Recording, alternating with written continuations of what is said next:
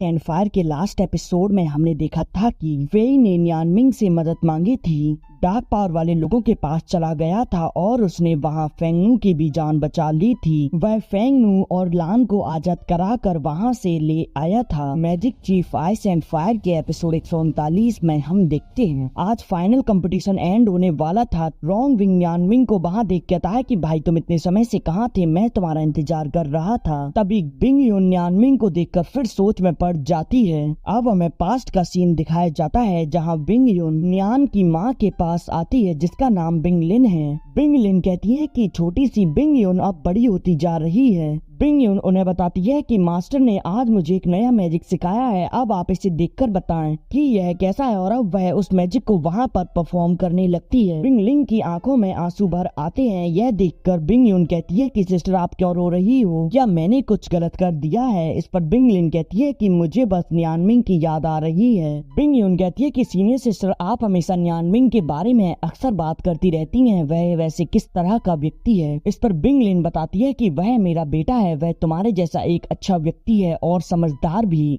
वह उसे बताती है कि कुछ समय पहले वह मेरे और अपने पिता के साथ घूमा करता था, उसने कभी भी किसी चीज के लिए एक शिकायत तक नहीं की। वह अब बाहर अकेला है, पता नहीं उसे अच्छे से भोजन मिल पाता होगा या नहीं, और क्या वह ठीक से सो भी पाता होगा। ना तो उसके पिता उसके साथ है, ना ही मैं। उसे बहुत ज्यादा कष्टों का सामना करना पड़ रहा होगा। बिंग यून कहती है कि सीनियर सिस्टर आप चिंता मत करो, एक दिन मैं न्यानमिंग को ढूंढने में आपकी मदद करूंगी। यह कहकर वह बिंगलिंग के गले लग जाती है। अब हम में देखते हैं रोंग फेई कहते हैं कि आइस मून एम्पायर से न्यानमिंग और हुआरोंग एम्पायर से रोंग बिंग के बीच अब फाइट होगी। परंतु तभी रोंग बिंग कहता है कि मैं हार मानता हूँ। यह सुनकर सभी लोग हैरान हो जाते हैं। रोंग फेई कहते हैं कि फाइनल का पहला गेम न्यानमिंग जीत गया है।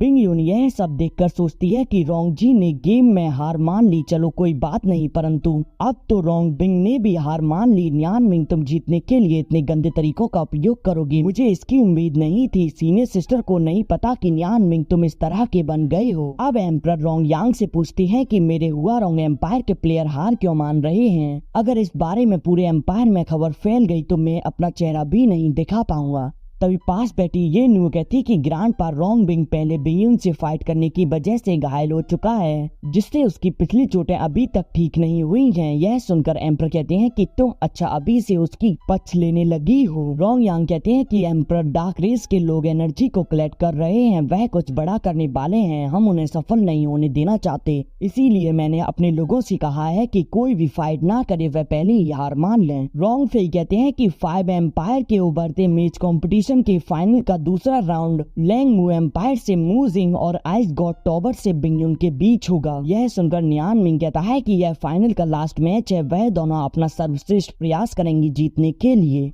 अब डार्क रेस के लोगों के पास निश्चित रूप से एनर्जी को कलेक्ट करने का एक बड़ा अवसर है। यह सिचुएशन हमारे लिए बिल्कुल भी कहीं से भी ठीक नहीं है। मू जिंग बिंग यून से कहती है कि लैंग मू एम्पायर के रॉयल परिवार के गौरव को मैं बिल्कुल भी कम नहीं होने दूंगी। यह कहकर वह वहां अपनी पावर को एक्टिवेट कर लेती है। यह देख बिंग यून भी अपनी आइस पावर को एक्टिवेट कर लेती है। बिंग यून अब अपनी आइस पावर से मू जिंग पर अटैक कर देती है, जिससे मू जिंग बचने लगती है। मू जिंग वहां अपने वुडन पपेट को समन कर लेती है। वह पपेट वहां आकर बिंग यून पर अटैक कर देता है, परंतु बिंग यून अपनी आइस पावर से उसे वहीं की वहीं जमा देती है। परंतु बिंग यून की वह आइस पावर वहीं डिस्ट्रॉय हो जाती है और अब बिंग यून उस पर काफी सारे स्पेयर से अटैक कर देती है। वह वुडन पपेट उन आइस स्पेयर को डिस्ट्रॉय करते हुए आगे बढ़ रहा होता है और फिर वह उस पर अटैक कर देता है, परंतु बिंग यून सील बनाकर उसके अटैक से बच जाती है और अब बिंग यून वहां से गायब हो जाती है। मू जिंग कहती है कि ice moon empire ice god pagoda पर निर्भर करता है और तुम लोग दूसरों की कंट्री पर अटैक करके उनके सामान पर कब्जा कर लेते हो।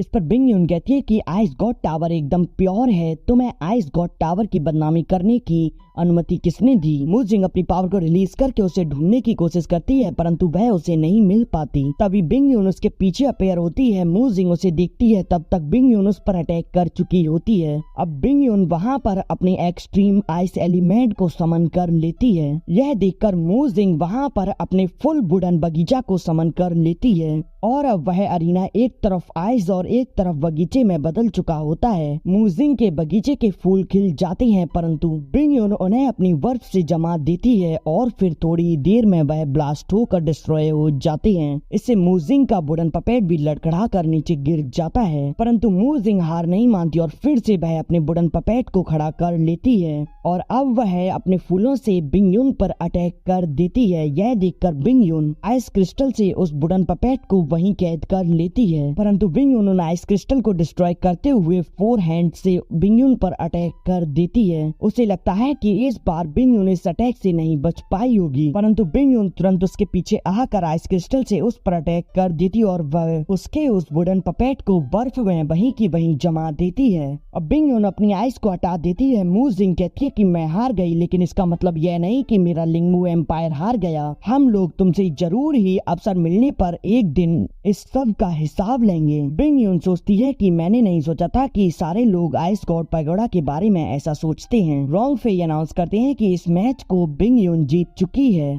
इधर हम एक डार्क डीमन को देखते हैं जो कि वहां से मैजिक क्रिस्टल कलेक्ट करके निकल जाता है। अब नियान मिंग वहां से जा रहा होता है, तभी बिंगयुन उसे आकर रोकती और कहती है कि मुझे तुमसे बात करनी है। नियान मिंग उससे कहता है कि मैं आइस गॉड पैगोडा के लोगों से बातें नहीं करता, तो साइड हट जाओ, परंतु बिंगयुन उसे आगे से रोक लेती है। नियान मिंग अपनी फायर को बाहर निकाल कर कहता है कि क्या तुम मुझे मजबूर कर रही हो फाइट करने के लिए, परंतु बिंगयुन उसके सामने से हट जाती है और कहती है कि अगर तुम्हें अपने पिता के बारे में जानना है तो फिर आओ मेरे पीछे। अब हम देखते हैं कि वह लोग एक रेस्टोरेंट में आ जाते हैं। नियान मिंग कहता है कि मेरे पिता और माता के बारे में बताओ। बिंगयुन कहती है कि मुझे इसकी परवाह नहीं है कि तुमने उन लोगों को पीछे हटाने के लिए क्या तरीका अपनाया, परंतु अब लास्ट मैच होगा जो कि तुम्हारे और मेरे बीच होगा, उसमें चालाकी करने की कोशिश भी मत करना। नियान मिंग कहता है कि मैं यहाँ फालतू की बातें सुनने और अपना समय बर्बाद करने नहीं आया। बिंगयुन कहती है कि मेरी बात का मुझे पहले स्पष्ट रूप से स्पष्टीकरण दो। नियान मिंग कहता है कि जब मुझे पता चला कि डार्क रेस के लोग वहाँ मैजिक पावर को एकत्रित कर रहे हैं तो मैंने उनकी जांच करने शुरू कर दी। बताऊं कि वह डार्क रेस वाले लोग इसमें सफल न हो पाए, इसीलिए रोंग परिवार के आदेश पर रोंगजी और रोंग बिंग ने हार मान ली। इस पर बिंगयुन कहती है कि बहाना बनाना है तो अच्छा बनाओ, यह तो एकदम बेकार है। इस पर नियान मिंग कहता है कि तुम भरोसा करो या ना करो, जो तुम्हें सुनना था मैंने बता दिया, अब तुम मेरे माता पिता की खबर के बारे में मुझे बताओ। बिंगयुन सोचती है कि नियान मिंग ऐसा है और यह तो झूठ भी बोलता है। सीनियर सिस्टर इसके बारे में जैसा सोचती है वह वैसा बिल्कुल भी नहीं है, लेकिन इसने यह सब कुछ नफरत के आवेश में अंधा होकर किया है। अगर इसे मैं सच बता दूं तो शायद इसकी नफरत मिट जाएगी। वह उससे कहती है कि मेरे साथ तुम आइस गॉड पैगोडा चलो, मैं तुम्हें वहाँ सारी जानकारी दे दूंगी। यह सुनकर नियान मिंग वहाँ पर खड़ा होता है और कहता है कि अच्छा तो तुम मुझे आइस गॉड पैगोडा पकड़ कर ले जाना चाहती हो। बिंगयुन कहती है कि तुम ऐसा सोचने की बजाय कुछ और भी सोच सकते थे। बिंगयुन कहती है कि तुम्हारे माता पिता मरे नहीं हैं। इस पर नियान मिंग कहता है कि क्या क्या कहा तुमने? बिंगयुन कहती है कि मैंने कहा कि तुम्हारे माता पिता मरे नहीं हैं, परंतु यह बात मुझे और सिर्फ मास्टर को ही पता है, सिर्फ उन्हें सील कर दिया गया है। नियान मिंग कहता है कि मेरे माता पिता आज भी जीवित हैं। वह कहता है कि ठीक है, अब मैं तुम्हारे साथ चलूंगा। इधर हम डार्क मून लॉर्ड को देखते हैं जो कि उसी फॉर्मेशन के पास खड़ा होता है जिस फॉर्मेशन को वह क्रैक करना चाहता है। तभी वहाँ एक व्यक्ति उसी मैजिक क्रिस्टल को लेकर आता है और कहता है कि मैं सिर्फ इतनी ही मैजिकल पावर को एकत्रित कर पाया। रोंग बिंग और रोंगजी अगर मैच में गिव अप ना करते तो फिर और भी मैजिकल पावर एकत्रित कर लेता मैं। तभी डीमन लॉर्ड उसकी तरफ गुस्से में देखता है। यह देखकर वह कहता है कि मास्टर कृपया आप शांत हो जाइए। मून लॉर्ड कहता है कि लॉन्ग लाइफ ब्लेड कहाँ है? तभी हाओ उससे कहती है कि क्यों ना हम कंपटीशन जीतने के बजाय उस ब्लेड को जाकर हासिल कर लें। इस पर मून लॉर्ड कहता है कि हाओ, साफिन और तुम तीनों लोग जाओ और जाकर उस नाइफ को लेकर आओ। और इसी के साथ यह एपिसोड भी यहीं एंड हो जाता है।